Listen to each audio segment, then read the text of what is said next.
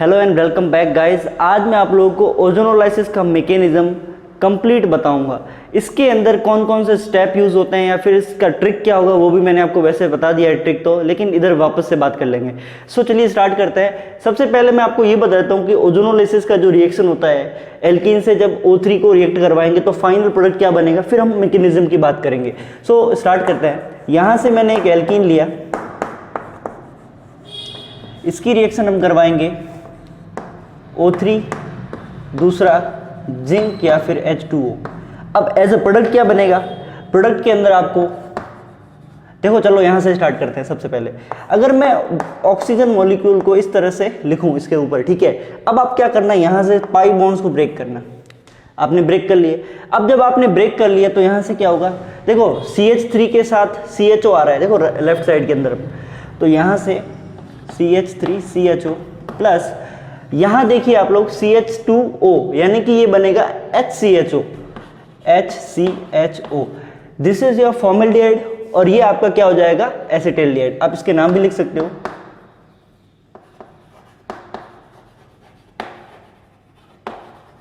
और ये आपका फॉर्मल्डिहाइड है।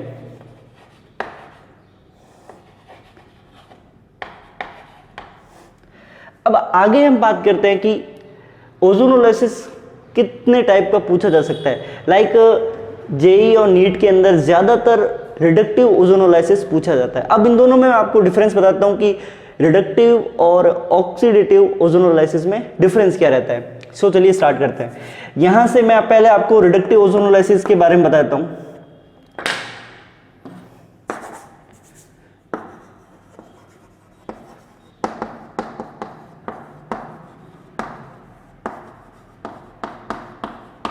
ठीक है, यहां जो ये जिंक यूज किया जा रहा है ये एक रिड्यूसिंग एजेंट है। जब जिंक यूज होगा तो रिडक्टिव ओजोनोलाइसिस होगा।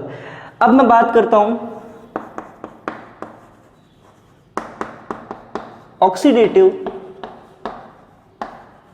ओजोनोलाइसिस की। इसके अंदर क्या रहता है कि रिएक्शन के अंदर, फाइनल के अंदर, यानी कि लास्ट में जो आपका H2O2 पेरोक्साइड बनता है, ठीक है, ये एक ऑक्सीडाइजिंग एजेंट है। ये एक माइल्ड ऑक्सीडाइजिंग एजेंट है, ठीक है। ऐसा बोल सकते हो वीक है थोड़ा, लेकिन ऑक्सीडेशन तो कर ही देगा। तो होगा क्या, ये जो है यहाँ पे आपका जो फॉर्मल्डिहाइड दे रखा है या फिर ये आपका एसिटाल्डिहाइड है, फॉर्मल्डिहाइड को ये क्या करेगा, फर्दर कार्बोक्सिलिक एसिड में ऑक्सीडाइज्ड कर देगा, जो कि प्रॉब्लम हो जाएगी। इसको रोकने के लिए हम क्या यूज करेंगे, जिंक। तो ज्यादातर रिडक्टिव ओजोनोलाइसिस के बारे में पूछा जाता है और मैं आपको यही बताऊंगा आज। ध्यान से देखिएगा। अब एक चीज और, मैं ओजोन मॉलिक्यूल की बात कर लेता हूं यहाँ पे कि ओजोन मॉलिक्यूल के अंदर रेजोनेंस कैसे होता है या फिर चार्ज कैसे शिफ्ट रहता है, फिर हम मैकेनिज्म स्टार्ट करेंगे। सो आपके पास ये जो है कुछ इस तरह से ओजोन मॉलिक्यूल रहेगा, ठीक है। यहाँ पे पॉजिटिव चार्ज, यहाँ पे नेगेटिव चार्ज। अगर मैं ऐसा करूं कि यहाँ से ये बॉन्ड ब्रेक करूं, ठीक है, इस बॉन्ड के इलेक्ट्रॉन कहाँ जाएंगे, इस पे जाएंगे। अगर मैं यहाँ से बॉन्ड ब्रेक करूं तो इस बॉन्ड के इलेक्ट्रॉन कहाँ जाएंगे, इधर जाएंगे। अब बात करते हैं ऑक्सीजन पे कौन सा चार्ज है, आपको दिख रहा होगा पॉजिटिव चार्ज है। ये नेगेटिव इस पॉजिटिव के पास जाएगा तो ये ऑक्सीजन कैसा हो जाएगा, न्यूट्रल, ठीक है। ये ऑक्सीजन हो जाएगा आपका न्यूट्रल। देखो इस बॉन्ड से इलेक्ट्रॉन हटा है तो यहाँ पर कौन सा चार्ज आएगा, पॉजिटिव। रीजन, इस ऑक्सीजन के पास अभी प्रोटॉन्स तो बचे थे, आगे यहां पे न्यूट्रल हो चुका है, ये नेगेटिव था पहले से और यहां पे पॉजिटिव चार्ज, ठीक है। दोनों ही ओजोन मॉलिक्यूल ही है, ठीक है। तो आप लिख लो यहां पे, इनका रेजोनेंस चेक कर सकते हैं अपन ऐसे। तो अब इस स्पीसीज का मैं यूज जो है वो मैकेनिज्म में करूंगा।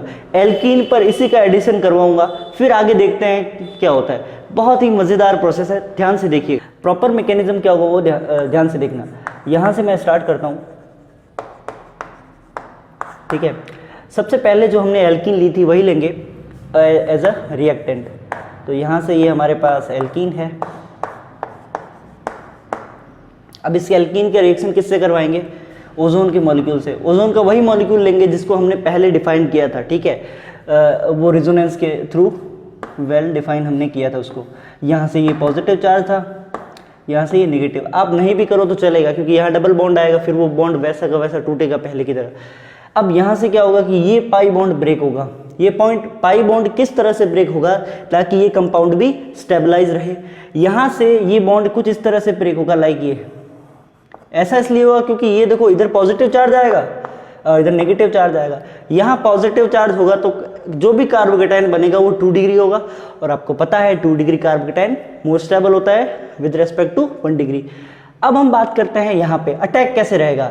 अगर मैं बात करूँ अटैक की तो देखो पॉजिटिव चार्ज वाला नेगेटिव के पास जाएगा और ये नेगेटिव कहाँ जाएगा, इस पॉजिटिव के पास। तो आगे जो भी बनेगा वो ध्यान से देखना। देखो ये नेगेटिव पॉजिटिव के पास गया तो इसको बना लेते हैं सबसे पहले कुछ इस तरह से। ये पॉजिटिव इधर गया नेगेटिव के पास तो इसको बना लेते हैं कुछ इस तरह से, और बीच वाला ऑक्सीजन एज इट इज था। तो ये साइक्लिक स्ट्रक्चर बन चुका है।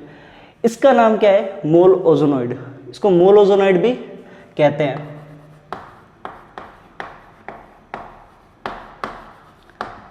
ठीक है, ये कंपाउंड जो है वो हाईली अनस्टेबल है।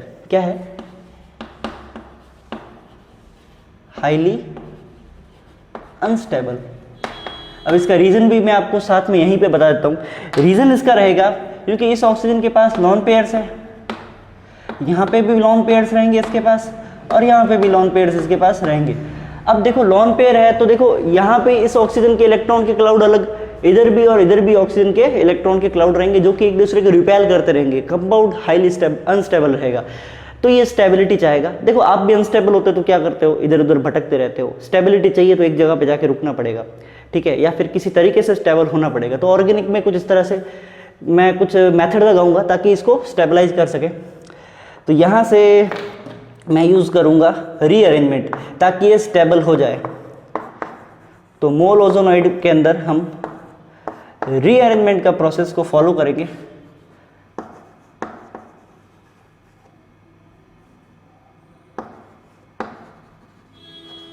ठीक है, अब रीअरेंजमेंट कैसे होगा ध्यान देना। यहाँ पे ये बॉन्ड वापस ब्रेक होगा, लाइक इधर पॉजिटिव चार्ज इधर नेगेटिव चार्ज, सेम पहले मैंने आपको बता दिया इसका रीजन। अब यहाँ से क्या होगा, देखो अगर ये नेगेटिव है तो यहाँ पे पॉजिटिव चार्ज जनरेट होगा। आपने डाइपोल के बारे में सुना ही होगा, ठीक है, इंड्यूस हो जाएगा चार्ज। अगर यहाँ पॉजिटिव चार्ज है तो यहाँ नेगेटिव होगा। अब आपको दिख रहा होगा ये पॉजिटिव ये नेगेटिव बॉन्ड जो है वो पोलर बन चुका है। तो पोलर बॉन्ड है तो मैं इसको देखो सबसे पहले तो हम इस बॉन्ड को ब्रेक कर सकते हैं। इस बॉन्ड को ब्रेक करेंगे तभी नया प्रोडक्ट बन सकता है।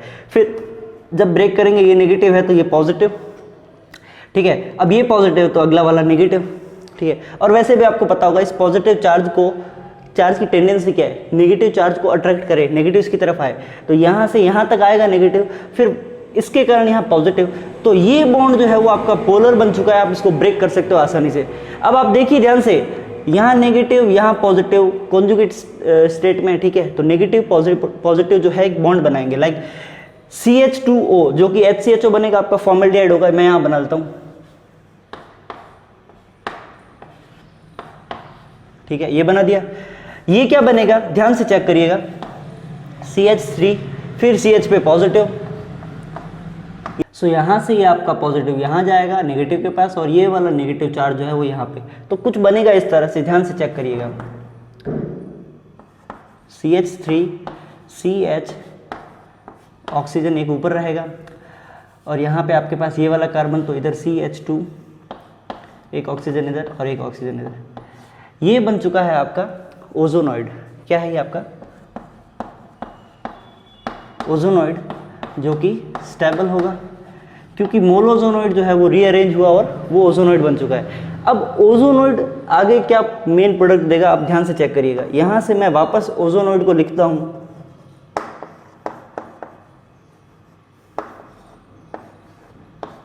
अब ध्यान दीजिएगा ये ब्रेक किस तरह से होगा। आपको पता होगा, देखो सबसे पहले यहाँ पे इन दोनों बॉन्ड की मैं बात करूँ तो ये बॉन्ड पॉजिटिव और ये वाला नेगेटिव, क्योंकि ऑक्सीजन मोर इलेक्ट्रोनेगेटिव है। अब आप बात करिएगा, चार्ज को सेपरेट करते हैं हम, ध्यान से चेक करिएगा, इधर पॉजिटिव है यहाँ नेगेटिव, यहाँ नेगेटिव है तो यहाँ पॉजिटिव।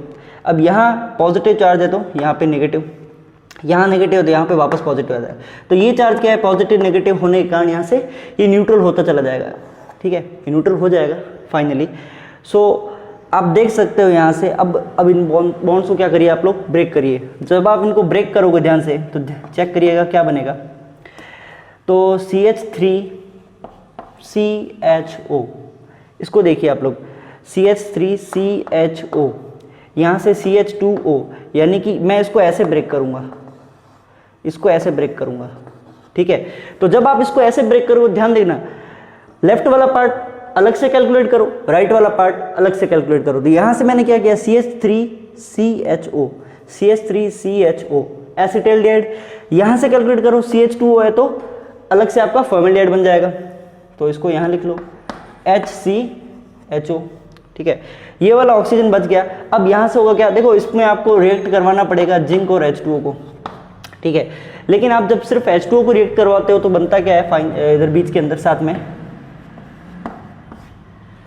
यहाँ पे साथ में बन जाएगा H2O2। ये H2O2, इसके बारे में मैंने आपको अभी पहले ही बता दिया कि माइल्ड ऑक्सीडाइजिंग एजेंट होता है। ये जो है इसको या इसको आगे फर्दर इसका जो है ऑक्सीडेशन करवाएंगे तो फॉर्मिक या फिर एसिटिक एसिड में इसको चेंज कर देंगे। अब इसको रोकने के लिए हमने यूज़ किया है जिंक, जो कि रिड्यूसिंग एजेंट है।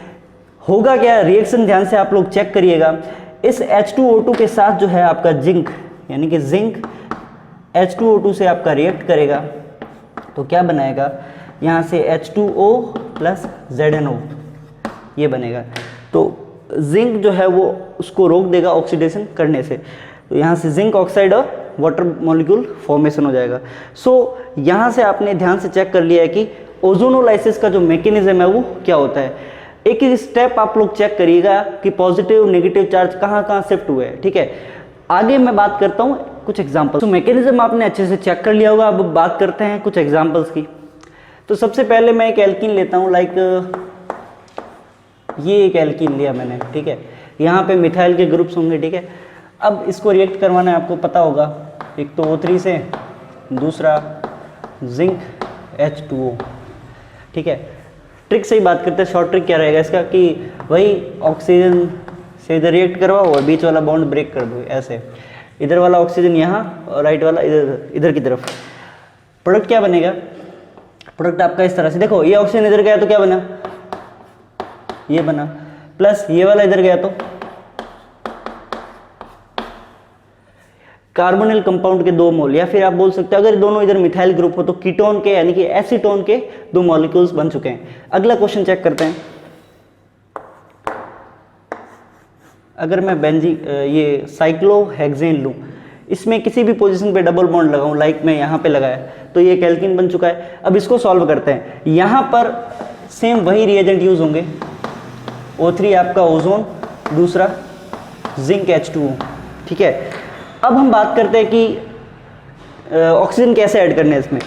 तो अगर मैं यहाँ पे ऑक्सीजन ऐड करूँ और ये वाला बॉन्ड, ये 2 पाई बॉन्ड में ब्रेक करूँ तो एक ऑक्सीजन इधर, एक ऑक्सीजन इधर, प्रोडक्ट क्या बनेगा, यहाँ से देखो क्या बनेगा, देखो ये C है, इसके पास हाइड्रोजन भी होगा और ये ऑक्सीजन, तो CHO एल्डिहाइड का ग्रुप, इधर भी सेम एल्डिहाइड का ग्रुप, तो कुछ इस तरह से बनेगा, ये भी CHO। बाकी रिंग एज इट इज बनाइए आप लोग, और यहाँ पे भी इसमें जगह कम है, आप ऐसा करिए, इधर लिख दीजिए CHO और यहाँ पे भी CHO, तो प्रोडक्ट कुछ इस तरह से बनेगा, ठीक है। आगे बात करते हैं तीसरा एग्जाम्पल। अगर मैं बेंजीन लूँ, ठीक है, बेंजीन जो कि ये इस तरह से होगी, यहाँ पे बॉन्ड, यहाँ और यहाँ। अब कॉन्जुगेट पोजीशन में बॉन्ड है तो ब्रेक करने के लिए हमको 3 ऑक्सीजन लेने पड़ेंगे, क्योंकि 3 डबल बॉन्ड्स है आपके पास, एक यहाँ लिया, एक यहाँ लिया, और फाइनली एक मैं ऑक्सीजन का मॉलिक्यूल यहाँ ले लेता हूँ। अब इसको बीच में से ब्रेक कर दो, कितना कूल स्ट्रक्चर लग रहा होगा, है ना। सो अब आपका प्रोडक्ट क्या होगा, ये आप रिएजेंट एज इट इज यहाँ लिख दीजिए, ठीक है। प्रोडक्ट क्या बनेगा, देखो यहाँ से ये CH इसके पास होगा और ऑक्सीजन आया तो CHO, इधर भी CHO, लेकिन पाई बॉन्ड ब्रेक हुआ है, सिग्मा बॉन्ड ब्रेक नहीं हुआ है, तो यहाँ से क्या बनेगा CHO, इसको उल्टा लिख सकते हो आप लोग CHO, और ये जो है इस CHO से जुड़ा हुआ होगा, इधर भी वही सेम CHO और CHO, CHO और ये इस CHO से अटैच्ड है। यहाँ पे भी सेम, ये CHO और ये CHO, कुछ इस तरह से बनेगा। ठीक है, मैंने लाइक इनको तोड़ के ही सीधा आपको सामने बताया कि इस कंपाउंड के आपको कितने मोल्स मिल गए, 3 मोल। आप इसको साथ में लिखना चाहो तो आप इसको ऐसे लिख दो,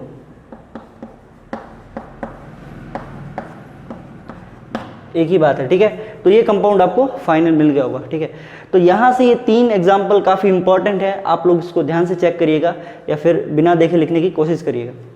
वीडियो पसंद आया तो लाइक करना और चैनल को सब्सक्राइब करना भूलना नहीं।